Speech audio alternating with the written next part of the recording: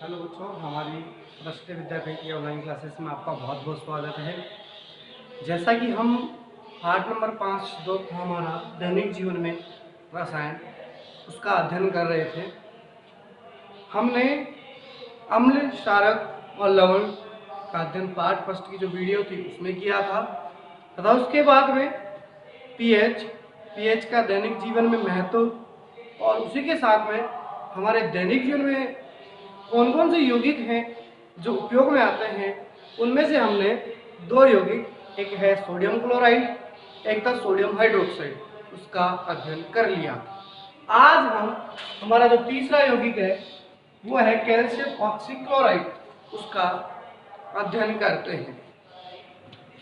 देखिए, calcium oxychloride, calcium Ca, oxy O, chloride Cl2, अर्थात इसका जो रासायनिक सूत्र बनता है वो बनता है CaOCl2, कैल्शियम ऑक्सीक्लोराइड, और इसे सामान्य नाम विरंजक चूर्ण दिया जाता है। इसको सामान्य भाषा में विरंजक चूर्ण के नाम से जाना जाता है और जो इसका रासायनिक नाम है वो होता है कैल्शियम ऑक्सीक्लोराइड और इसका जो सामान्य सूत्र होता है वो होता है CaOCl2। जब कैल्शियम हाइड्रोक्साइड की अभिक्रिया क्लोरीन से करवाई जाती है तो हमारे पास में कैल्शियम ऑक्सीक्लोराइड जो यौगिक है उसका निर्माण होता है। तो कैल्शियम हाइड्रोक्साइड प्लस Cl2 से हमारे पास में बन गया कैल्शियम ऑक्सीक्लोराइड और जो जल है वह बाहर निकल जाता है। इसके क्या क्या गुण होते हैं? जो कैल्शियम ऑक्सीक्लोराइड है विरंजक चूर्ण है, यह पीला होता है, तीक्ष्ण होता है, तीक्ष्ण गंध वाला यानी तेज गंध आती है इसमें, और ठोस पदार्थ होता है। अतः इसका पहला गुण यह हो गया कि विरंजक चूर्ण पीला, तीक्ष्ण और तेज गंध वाला ठोस पदार्थ होता है। दूसरा गुण ये कहता है कि यह ठंडे जल में विलय होता है। यह गर्म जल में विलय ना करके यह जो अत्यधिक विलय है वह ठंडे जल में होता है। और जब इसको वायु में खुला रखते हैं तो यह क्लोरीन गैस को बाहर निकालता है, क्लोरीन गैस को छोड़ता है। और वायु में जब भी कैल्शियम ऑक्सीक्लोराइड को खुला रखेंगे तो यह क्लोरीन गैस देता है। तो कैल्शियम ऑक्सीक्लोराइड की अभिक्रिया जब H2SO4 के साथ करवाई जाती है तो यहाँ पर कैल्शियम सल्फेट और जल बनता है। इसी के साथ में क्लोरीन जो गैस है वो बाहर निकल जाती है। यानी जब भी इसको वायु में अभिकृत किया तो कैल्शियम ऑक्सीक्लोराइड जो है क्लोरीन गैस को बाहर मुक्त करता है। हमने देखा कैल्शियम ऑक्सीक्लोराइड को विरंजक चूर्ण कहते हैं। वायु में खुला रखने पर क्लोरीन गैस देता है, पीला तीक्ष्ण गंध वाला ठोस पदार्थ होता है, ठंडा जो जल होता है उसके अंदर विलय होता है। तो इसका उपयोग पहला है वस्त्र उद्योग में, वस्त्र जो निर्माण है वहां पर इसका उपयोग किया जाता है। कागज उद्योग में इसका उपयोग किया जाता है। पेयजल को शुद्ध करने में, तो यहाँ पर सबसे इंपॉर्टेंट लाइन ये आती है कि पेयजल को शुद्ध करने में कौन सा यौगिक जो हमारे दैनिक जीवन में काम आता है, तो यहाँ पर इसका जो उत्तर होगा वह होगा विरंजक चूर्ण। तो यहाँ पर पेयजल को शुद्ध करने के लिए हमारे पास में जो यौगिक है वो होता है विरंजक चूर्ण। अगला है प्रयोगशाला अभिकर्मक में, जो हमारे पास में लैब्स होती है उसके अंदर रिएजेंट के रूप में इसको काम में लिया जाता है। यहाँ पर हम आपको एक बात बता दें कि जितने भी दैनिक जीवन में महत्वपूर्ण यौगिक होते हैं उन सब का जो उपयोग है प्रयोगशाला अभिकर्मक में अधिक किया जाता है। अर्थात हम हर किसी के जो यौगिक है उनको सामान्य रूप से उपयोग में ले सकते हैं प्रयोगशाला अभिकर्मक में। तो आप किसी का भी यौगिक का नाम आए तो अपने पास में एक उपयोग जो आपको हमेशा याद रखना है वो होता है प्रयोगशाला अभिकर्मक। यानी जो लैब्स होती हैं उनमें प्रैक्टिकल करते हैं तो उनके अंदर रिएजेंट के रूप में ये काम आता है। रोगाणुनाशक व ऑक्सीकारक के रूप में भी कैल्शियम ऑक्सीक्लोराइड को काम में लिया जाता है। ये हमारा हुआ तीसरा जो महत्वपूर्ण रासायनिक यौगिक था। अब हम चलते हैं जो चौथा महत्वपूर्ण रासायनिक यौगिक है वह है बेकिंग सोडा। बेकिंग सोडा एक सामान्य नाम है। इसका जो रासायनिक नाम होता है वह sodium hydrogen carbonate, sodium bicarbonate, जिसे हम मुख्यतः खाने का सोडा भी बोलते हैं। Sodium hydrogen carbonate, sodium bicarbonate, जिसे मुख्यतः जो है हम खाने का सोडा भी बोलते हैं।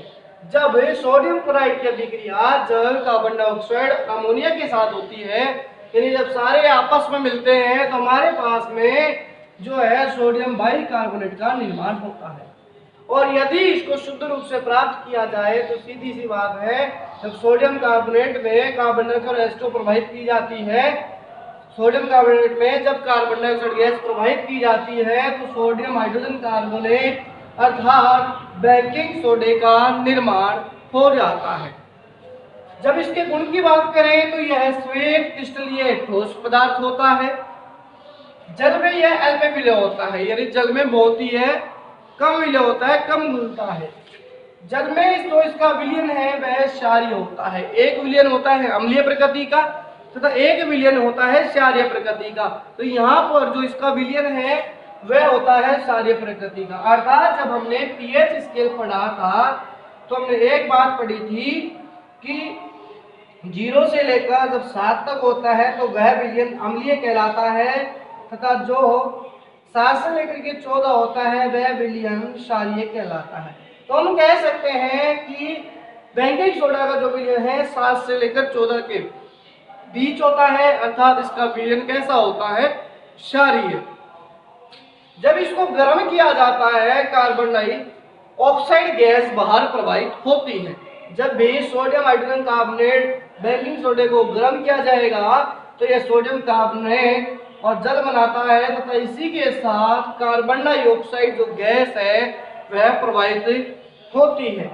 जो इसका उपयोग है वह होता है खाद्य परिरक्षण के अंदर किया जाता है, तथा सोडा युक्त जो शीतल पेय है, जो सोडा युक्त शीतल पेय पीने के लिए काम आता है, उसमें इसका उपयोग किया जाता है।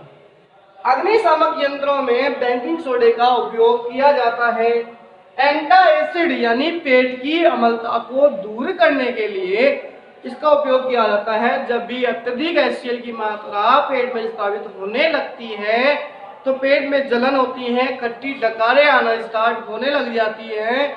उस स्थिति को दूर करने के लिए हम कई बार सोडा युक्त पानी पीते हैं, और जो सोडा युक्त पानी है वह क्या करता है, एंटा एसिड यानी पेट की अम्लता जो भी है उसको कम करने में मदद करता है। अतः हम कह सकते हैं कि जो बेकिंग सोडा है यानी खाने का जो सोडा है, इसका उपयोग पेट की अम्लता अर्थात एंटा एसिड के रूप में लिया जाता है। तथा हमने अभी बात बताई थी कि दैनिक जीवन में जितने भी महत्वपूर्ण यौगिक आते हैं उनका अधिकाधिक उपयोग प्रयोगशाला अभिकर्मक के अंदर किया जाता है। अभी हमने यहाँ पर 2 यौगिक देखे हैं, एक है कैल्शियम ऑक्सीक्लोराइड, एक है बेकिंग सोडा। अंतर के रूप में बात करें तो कैल्शियम ऑक्सीक्लोराइड को हम जो है विरंजक चूर्ण कहते हैं, इसे हम खाने का सोडा कहते हैं। इसके जो गुण है, पीला तीक्ष्ण गंध वाला ठोस पदार्थ होता है, ठंडे जल में विलय होता है, वायु में खुला रखने पर क्लोरीन गैस होता है। इसके जो गुण है वो होता है श्वेत क्रिस्टलीय ठोस पदार्थ होता है, जल में कम विलय होता है, और खुला रखने पर यानी गर्म करने पर यह कार्बन डाइऑक्साइड गैस देता है। उपयोग आप वहां पर प्रयोगशाला अभिकर्मक में लिख सकते हैं, यहाँ पर भी आप प्रयोगशाला अभिकर्मक में इसका उपयोग लिख सकते हैं। साथ ही इसका उपयोग पेयजल को शुद्ध करने में तथा इसका उपयोग अग्निशामक यंत्रों में किया जाता है। हमारे पास में जो तीसरा है वह होता है धावन सोडा। इसका सामान्य सूत्र है Na2CO3.10H2O, जिसमें 10H2 है जो क्रिस्टल जल में उपस्थित होते हैं। इसे सामान्य नाम जो है कपड़े धोने का सोडा दिया जाता है, अर्थात धावन जो सोडा होता है उसे कपड़े धोने का सोडा भी कहते हैं। हमने अभी यहाँ पर sodium hydrogen carbonate, sodium bicarbonate को गर्म किया था तो सोडियम कार्बोनेट हमें प्राप्त हुआ था, और इसी के साथ में कार्बन डाइऑक्साइड गैस प्राप्त हुई थी। अगर इसी अभिक्रिया को हम यहाँ उपयोग में ले, उल्टा करके कहने का मतलब, जब भी सोडियम हाइड्रोजन कार्बोनेट को गर्म किया जाता है तो सोडियम कार्बोनेट, जल और कार्बन डाइऑक्साइड गैस प्रवाहित हो जाती है, जिससे हमें यहाँ पर सोडियम कार्बोनेट प्राप्त हो जाता है। इसके जो गुण हैं उसमें से यह सफेद क्रिस्टलीय ठोस होता है, यह जल में विलय होता है, इसका जो विलयन है जलीय विलयन क्षारीय होता है, जैसा कि आपको पहले ही बता दिया गया था कि विलयन अम्लीय है या क्षारीय, दोनों में से एक होता है। तो यहाँ पर धावन जो सोडा है इसका विलयन क्षारीय होता है। यह मुख्यतः जब भी गर्म होता है तो सोडा एस का निर्माण करता है, अर्थात Na2CO3 NH2O को जब 373 केल्विन या इससे अधिक तापमान पर जब गर्म किया जाता है तो यह Na2CO3 + NH2 का निर्माण करता है। इसका जो उपयोग है मुख्यतः यहाँ पर धावन सोडा का उपयोग ले रहे हैं नाम, सामान्य नाम, तो हमें यहीं पर समझ आ रहा है कि इसका उपयोग है जो कपड़े धोने में किया जाता है या फिर धुलाई और सफाई करने में इसका उपयोग किया जाता है।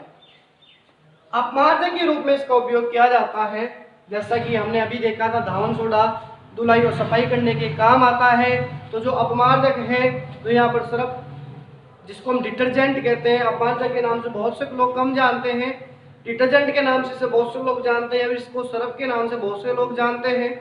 तो जो डिटर्जेंट है वही अपमार्जक है और वो क्या करती है, कपड़ों की धुलाई करती है। इसलिए धावन सोडे का उपयोग है अपमार्जक के रूप में, अर्थात कपड़ों की धुलाई और सफाई करने के उपयोग में लिया जाता है। तथा कागज, पेंट और वस्त्र उद्योग में भी इसका उपयोग किया जाता है। इसी के साथ जैसे कि आपको पहले महत्वपूर्ण यौगिक बताए गए थे, इन सभी का उपयोग प्रयोगशाला अभिकर्मक में किया जाता है, उसी प्रकार धावन सोडे का भी उपयोग जो है प्रयोगशाला अभिकर्मक यानी जो प्रैक्टिकल लैब होते हैं उनमें रिएजेंट के रूप में किया जाता है। यहाँ पर हमारे पास में सबसे पहला सोडियम क्लोराइड, दूसरा सोडियम हाइड्रोक्साइड, तीसरा कैल्शियम ऑक्सीक्लोराइड, चौथा सोडियम बाइकार्बोनेट, पांचवा सोडियम कार्बोनेट के उपयोग हमने देख लिए। अब हमारे पास जो बच रहा है वह बच रहा है एक।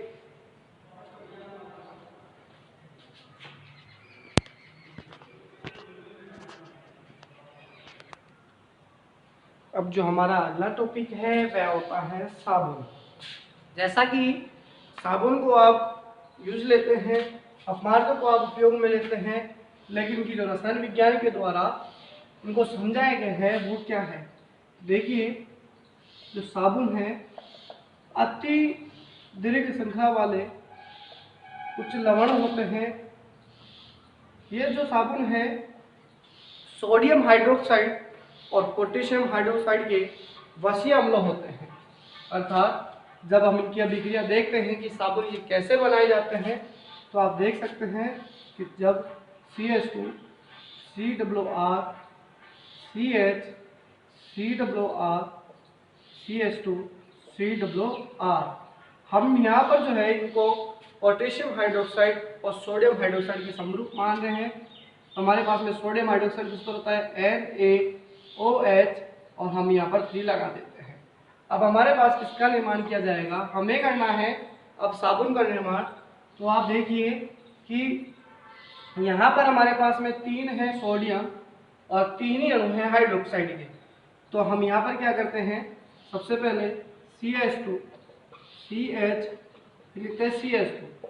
जैसे कि आपको पता लग रहा है कि यहाँ पर COR की जो मात्रा है वह 1, 2 और 3 है। अब इसी के साथ OH हाइड्रोक्साइड जो है इनके अणुओं की मात्रा 3 है। तो यहाँ पर OH जो हमें इनके साथ जोड़ देते हैं।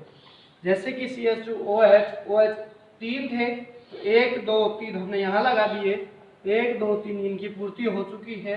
अब हमारे पास में क्या बच गए, 3 के 3 बच गए, इधर से 3R है तो 3R बच गए, 1, 2, 3 और 3 हमारे पास में COO है और इसी के साथ 3 हमारे पास में क्या है Na है। तो हमारे पास में जो ये है इसका निर्माण हो जाता है, साबुन का निर्माण हो जाता है। जैसे कि CH2COR CH2COR CH2COR plus 3NaOH हमें अब साबुन बनाना है। तो यहाँ पर आप देख सकते हैं CH2 CH2 3 है, इसी के साथ जो हाइड्रोक्साइड का अणु है यहाँ पर अपने पास में 3 है तो OH OH OH सब हम यहाँ पर 3 जगह लगा देते हैं। उसके बाद 3 का 3 और जो हमारे पास में ग्रुप बना है R का वो 3 यहाँ पर बच जाते हैं। इसी के साथ COO 1, 2, 3 COO यहाँ लगा देते हैं और हमारे पास में सोडियम के जो तत्व है उसके अणु हैं वो यहाँ पर बच जाते हैं, हम इसके साथ लगा देते हैं। अगर इसी को हम जब सोडियम हाइड्रोक्साइड के साथ देखा और जब इसी को हम पोटेशियम हाइड्रोक्साइड के साथ देखते हैं तो हमारे पास में साबुन का निर्माण भी हो जाता है। जैसे CH2 COR CH COR CH2 COR plus में KOH हमने लिया है यहाँ पर उपयोग में। तो हम क्या करते हैं, हमारे पास में साबुन का निर्माण होगा तो CH2 CH2 यहाँ पर जो COR अपने पास में 3 वही प्रोसेस अपनाई जाएगी। सबसे पहले जो OH है 1 2 और 3 लगा दिए गए। इसके साथ में हमारे पास में यहाँ पर 3 तो ये रह गए, एल्किल ग्रुप जो अपने पास में है R का वो रह गया, COO 3 है 3 रह गए और इसी के साथ में पोटेशियम है यहाँ पर हमारे पास में प्लस आयन के रूप में रह गए। तो जो ये निर्माण होता है ये होता है साबुन का। तो इसी के साथ हम जो तीसरा एग्जाम्पल है वह सोडियम स्ट्रेट जैसे साबुन के लवणों का ले सकते हैं, यानी एल्किल ग्रुप की जगह सोडियम स्ट्रेट के साबुनों का उपयोग करते हैं, जिसका सूत्र होता है C17H35।